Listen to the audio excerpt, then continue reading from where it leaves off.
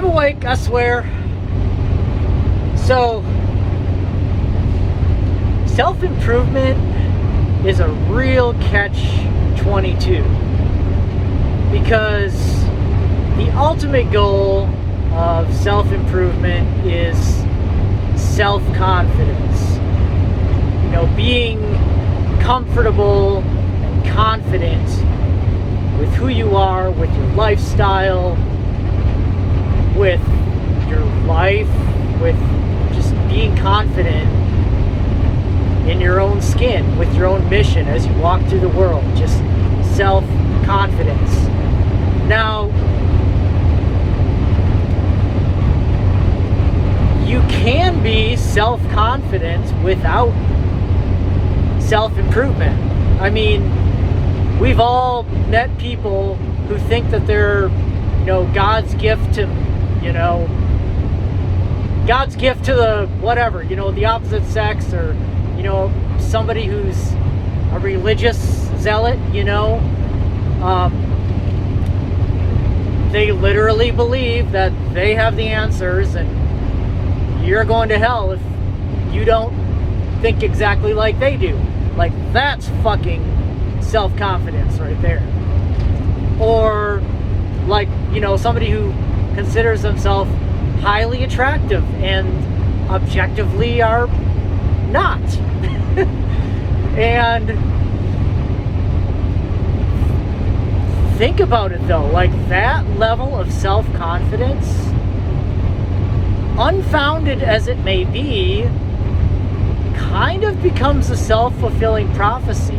Like, somebody who is hella confident in what they believe in, be it religious or political, can, or at least is a lot more likely to convince other people to join their belief system, Like, you don't see people switching sides for somebody who doesn't completely buy into a political or religious belief system. You don't. You see people switching sides or joining a team when somebody is completely bought in and is completely confident in their belief system. Same with,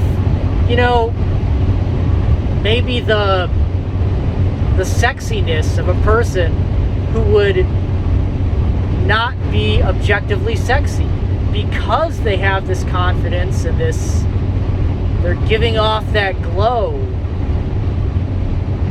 They become what they perceive themselves to be, in a sense. So that's kind of the catch-22, because the self-improvement and self-confidence, it has to come from self-knowledge. And if you look deep inside yourself and you see faults, flaws, things that need to be fixed, then you better get on that self-improvement journey, because you don't have confidence in yourself and you believe that you are not okay the way that you are, which is kind of the boat that I'm in. I look inside myself, I see things that I think need to be improved on, and I strive to improve them. Now, if somebody looks inside their self and sees perfection, misguided as that may be, then, who am I to say that they need, that's then, okay then, you're good with yourself. Like, and that's awesome. Like, I wish that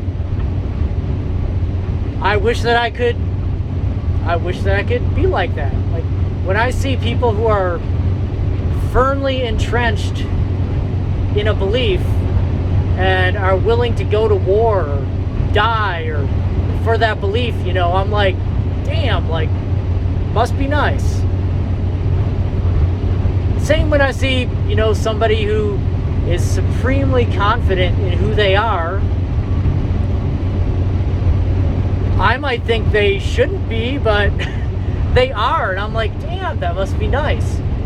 And that's the real catch-22 is if you look inside yourself and don't see a need to improve, then you're probably good, honestly. Like, if you're happy with yourself, like that's the end goal, right?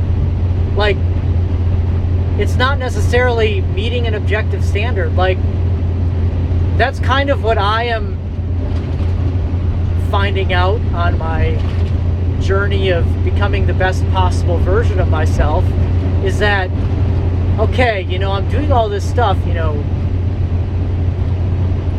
to be healthy, be in shape, be interesting, be more well off, you know, have a more attractive lifestyle, I guess. And at what point am I going to be happy with myself? That's the question. Because it is very possible. Like, you see fucking beautiful people who look at themselves in the mirror and aren't happy. You see superb physical specimens who don't think they're good enough, and go to the gym every day and don't feel good about themselves. And that's the real question, is at what point are you going to be happy with yourself and accept yourself exactly the way you are? And like everything else, it's probably a combination, you know? It's like everything else. It's probably a combination. And I just missed my turn, so I'm gonna sign off. Oh, fucking A.